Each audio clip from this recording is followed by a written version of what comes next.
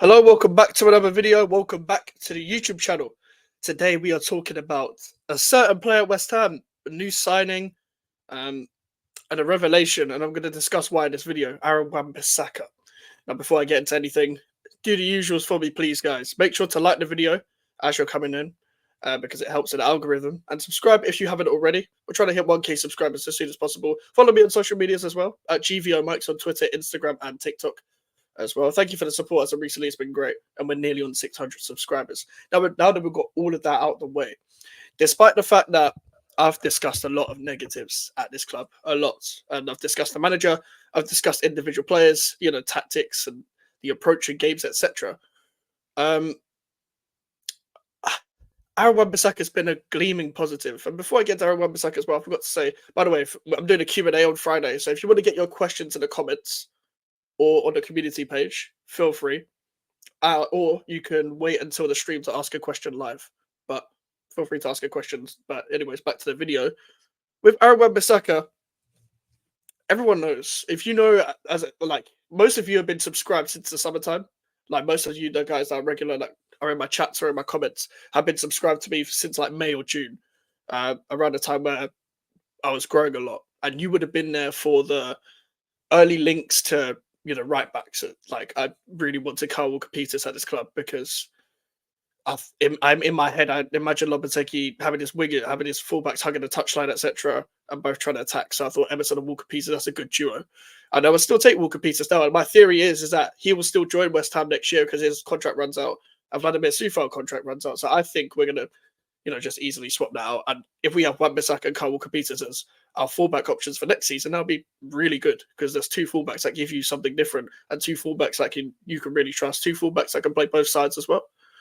Both good in possession. And as we'll get into with Wan-Bissaka, because this is the thing, when Wan-Bissaka came up, I was really disappointed because I thought, okay, you're trying to play attacking football, but you're having this guy in your team.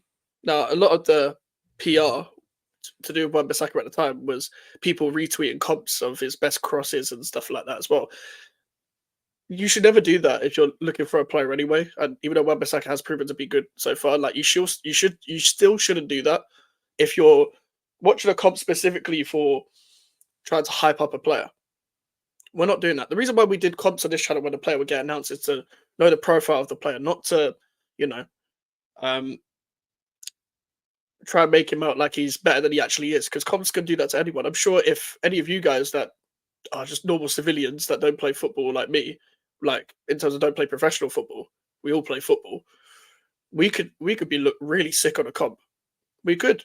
And the thing is, a lot of these clips were from like the 1920 season, and even a couple of times at Palace as well. And this is the time where you got to understand Kevin Keane, who's the academy coach of our club now, was the one that made him into a fullback. So the guy was originally a winger anyway. So the guy was still figuring out how to be a fullback, even though he was really good defensively anyway.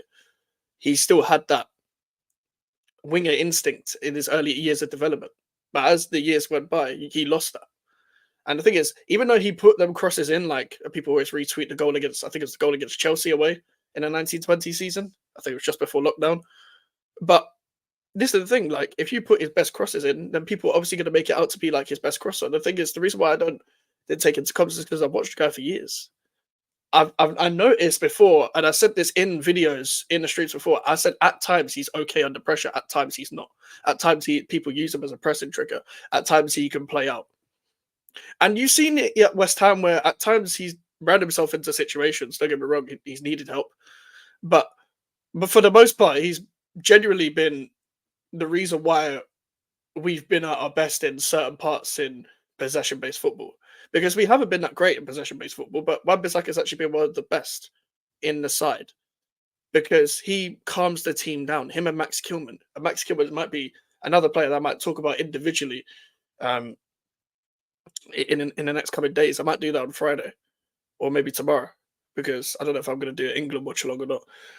But that's the thing. Like, a lot of people would know.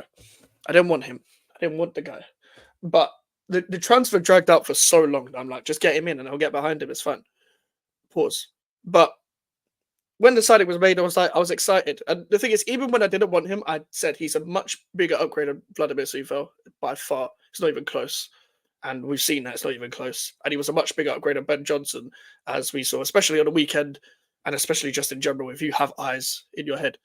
And the guy has been debatably, you could probably say either Wan-Bissaka or Max Kilman as our best player so far, in terms of, you know, who's been the best out of the West Ham team so far individually. You could probably look to either Max Kilman or Aaron Wan-Bissaka.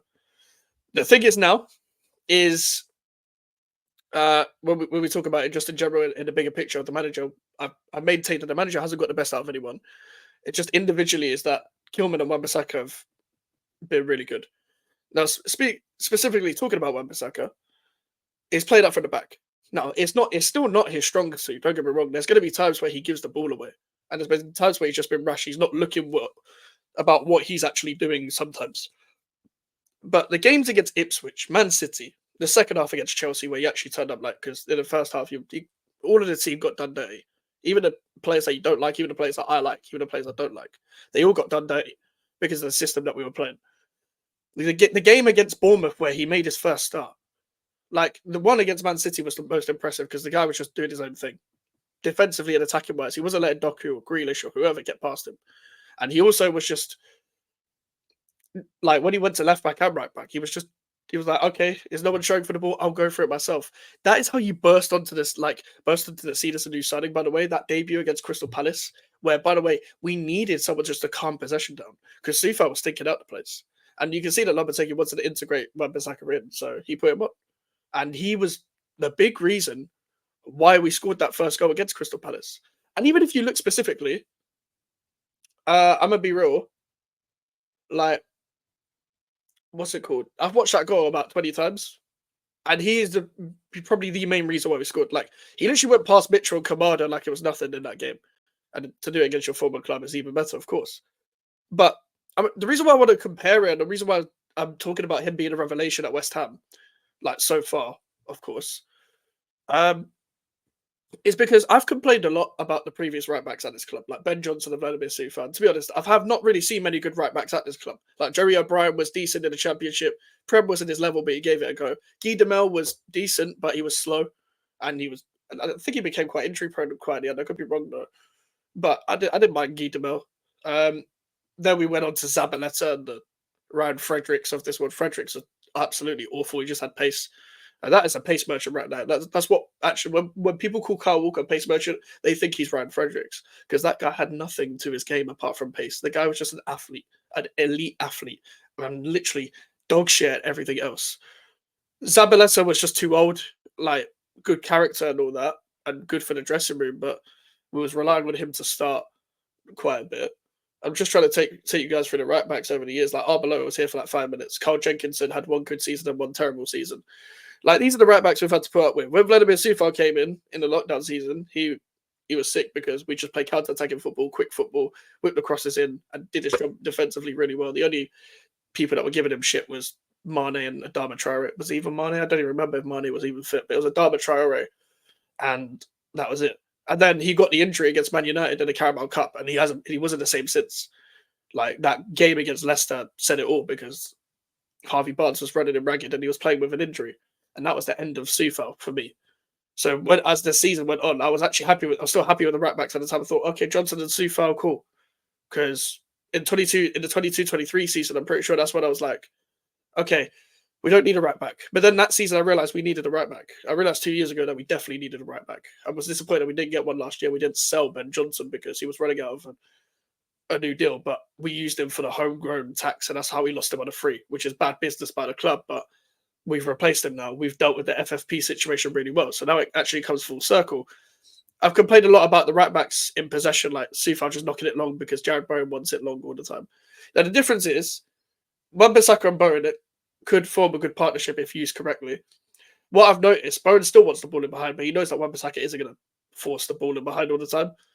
But the difference is when Bowen runs it behind and then Sufal doesn't have an option, he'll just kick it there anyway. When Wan-Bissaka does, he'll go backwards, keep the tempo ticking. And going backwards doesn't necessarily mean that you destroy the attack or anything. You're just in build-up play. Or just passing sideways to a midfielder. The guy can't cross. Don't get me wrong. He can't cross a ball.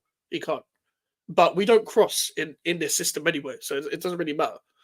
But it's better if he hugs the touchline anyway. The funny thing is, he's one of the few players that have still played well whilst the manager has misused him, because at times I'm seeing him inverted, making third man runs from inverted positions, underlapping, maybe playing in a number 10, etc. Like, I've not really got that. I've not really got why he's been used like that, if I'm being 100% honest. But at the same time, the defensively he's done really well. But it's more so he stood out more attacking wise. Like, we've needed someone that could do both. I expected him to just tuck in as a third centre back in possession, but the manager hasn't seemed to do that. So I'm fine with that as well, just as long as he's overlapping and not underlapping.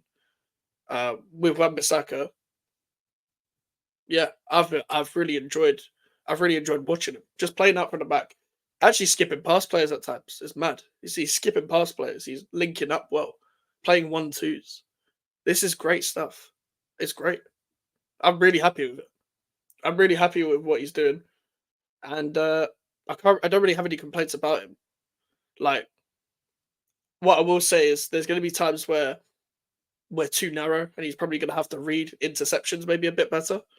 And obviously, we know what his deficiencies are, but with what he offers positively, like, he's kind of made up for it. He's gonna have bad games. Like, he's not going to play every game really well, but you can kind of like, it's kind of just nice to have someone that you can just trust. Like, in terms of like, when you're thinking, oh, who have we got next? And you're thinking, oh, they've got this player. Don't worry, Wan-Bissaka's marking it, but Wan-Bissaka's going to tackle him. Wan-Bissaka is who he's coming up against. As long as the system's correct, Wan-Bissaka will be fine. He won't die at sea. Like, he'll be fine. That's like, he's very reliable, very, very reliable. And he's really helped us, to be honest. That's why we haven't conceded as many goals as we thought we would, or as we did last season. Like, he's a big reason why, because of that. Also, the structure in defense is just better. We just make individual errors. Apart from the Chelsea game, the structure in defense has been fine, but it's just everything else has been awful. But that has nothing to do with Wan-Bissaka necessarily. But this is my opinion. Even at left back, the guy's even trying to cut in and stuff, and the guy wants to do everything. I remember against Bournemouth, he ran through everyone and then just flopped at the end. But like, I appreciate the effort, because I'm not expecting you to finish that. I'm not expecting him to get a goal. The guy's shooting as well. I'm like, okay, do what you please, but I didn't expect him to score. Vladimir Sufar better than him. He's better than Vladimir Sufar shooting. Remember when Sufar just kept taking shots and just went over the bar and stuff? But this is it. Like, I was wrong about Wan-Bissaka, and I've said this a million times, and I know people will want me to say it anyway, but even when I didn't want him, I still said he was a significant upgrade on what we have and what we had last season. And he's by far the best right back I've seen at West Ham. It's not even close. Like, I haven't seen many good ones. I haven't seen many good individual seasons from a right back, excusing the Vladimir Sufar season in lockdown and probably Joey O'Brien in the Championship, and that's it. Like, I've not really seen that many standout right back seasons, and he's looking to have one.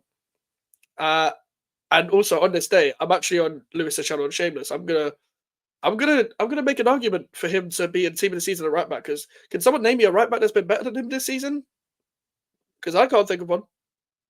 Maybe Kenny Tete. Kenny Tete's been up there. Maybe Mazzarari. Mazzarari's been good. I wanted Mazzarari at West Ham, but I'm gonna make an argument for it on Lewis's channel. So come join us at 9:30.